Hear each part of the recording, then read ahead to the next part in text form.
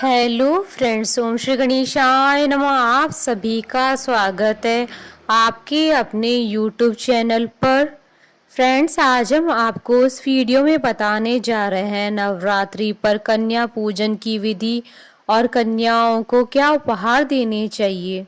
Friends, video शुरू करने से पहले आपसे रिक्वेस्ट है, अगर आप हमारे चैनल पर नए हैं और आपने अभी तक चैनल को सब्सक्राइब नहीं किया है तो प्लीज़ सब्सक्राइब कीजिएगा चैनल को। साथ ही प्रेस कीजिएगा बेल आइकन को, जिससे नए वीडियो से रिलेटेड नोटिफिकेशन आपको तुरंत प्राप्त हो सके।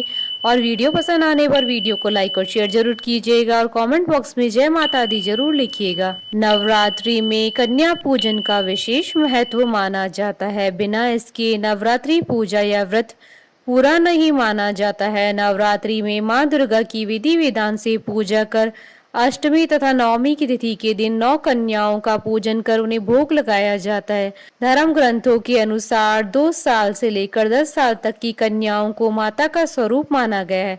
नवरात्रि में आप 1 से लेकर 9 कन्याओं का पूजन कर सकते हैं। 1 कन्या की पूजा से ऐश्वर्य की प्राप्ति होती है, 2 कन्या की पूजा से भोग और मोक्ष, 3 कन्या की पूजा से धर्म अर्थ व 4 की पूजा से राज्य पद, 5 की पूजा से विद्या, 6 की पूजा से 6 प्रकार की सिद्धि और 7 की पूजा से राज्य, 8 की पूजा से संपदा और 9 की पूजा से पृथ्वी के प्रभुत्व की प्राप्ति होती है।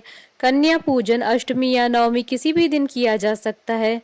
2 साल की कन्या कुमारी, 3 साल की कन्या त्रिमूर्ति और 4 साल की कन्या कल्याणी, 5 साल की कन्या रोहिणी और 6 साल की कन्या कालिका, 7 साल की चंडिका और 8 साल की शांभवी और 9 साल की दुर्गा और 10 साल की कन्या सुभद्रा मानी जाती है।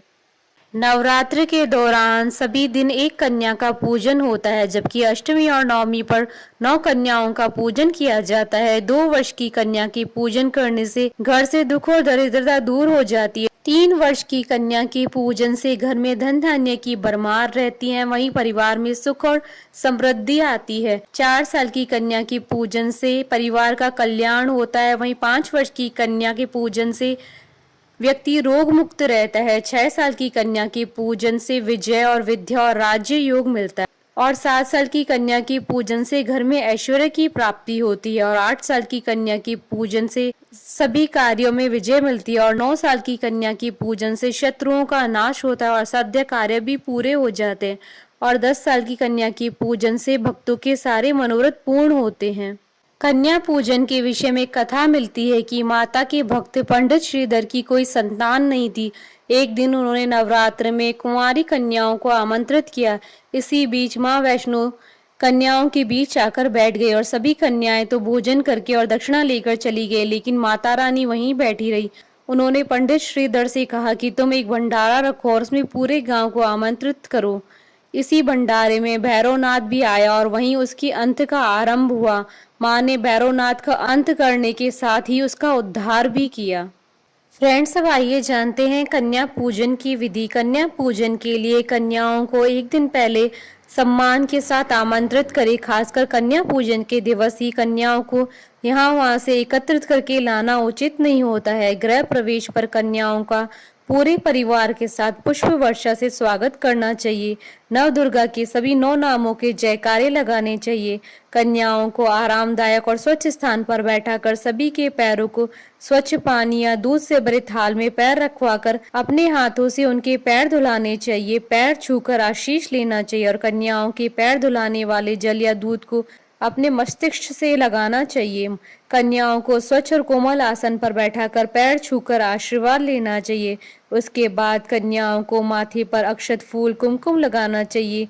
इसके बाद माँ भगवती का ध्यान करते हुए दुर्गा माँ को उबले हुए चने, हलवा, पूरी, खीर, पुआ व फल का भोग लगाया जाता है। यही प्रसाद कन्याओं को भोजन स्वरूप में खिलाया जाता है। कन्याओं को भोजन कराने के बाद उन्हें दक्षिणा दी जाती है। इसी के साथ कन्याओं को लाल चुन्नी और चूड़ियां भी चढ़ाएं। इस तरह विधि विधान से कन्याओं का पूजन करने के बाद उनका आशीर्वाद प्राप्त करें। कई जगह कन्याओं को भोजन कराने वाले लोग आशीर्वाद स्वरूप में थपकी लेते हैं। इस बात का भी ध्यान रखें कि कन्याओं के साथ एक लांगुर भी होना चाहिए। मान्यता है कि लांगुर यानी छोटे लड़के के बिना पूजा पूरी नहीं मानी जाती है।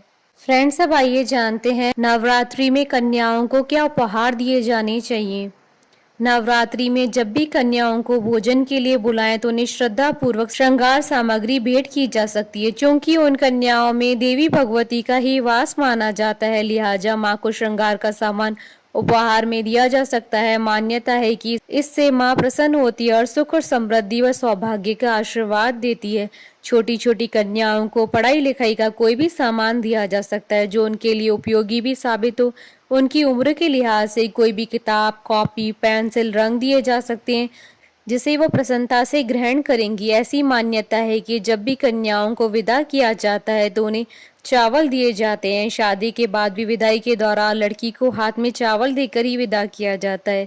इसलिए माना जाता है कि नवरात्रि में जब बाल कन्याएं घर में आए तो उन्हें चावल उपहार स्वरूप दिए जा सकते हैं। इससे आपका घर धन धान्य से भरपूर रहेगा और घर में संपन्नता बनी रहेगी। चांदी का सिक्का देना भी कन्याओं को काफी शुभ माना जाता है, लेकिन अगर सामर्थ्य न हो तो कन्याओं को इच्छा अनुसार 5, 11, 21 या 101 रुपए भी दिए जा सकते हैं। माँ को लाल रंग अति प्रिय है, इसलिए बाल कन्याओं को भोजन के बाद लाल रंग के वस्त्र उपहार में दिए जा सकते हैं। खास तौर पर लाल रंग की चुनरी, जिसे ओढ़कर वो कन्याएं काफी प्रसन्न होती हैं। इससे श्रद्धालुओं को माँ का आशीर्वाद प्राप्त होता है। हमारे साथ इस वीडियो में अंत तक बने रहने के लिए आपका धन्यवाद। ओम श्री गणेशाय नमः। जय माता दी।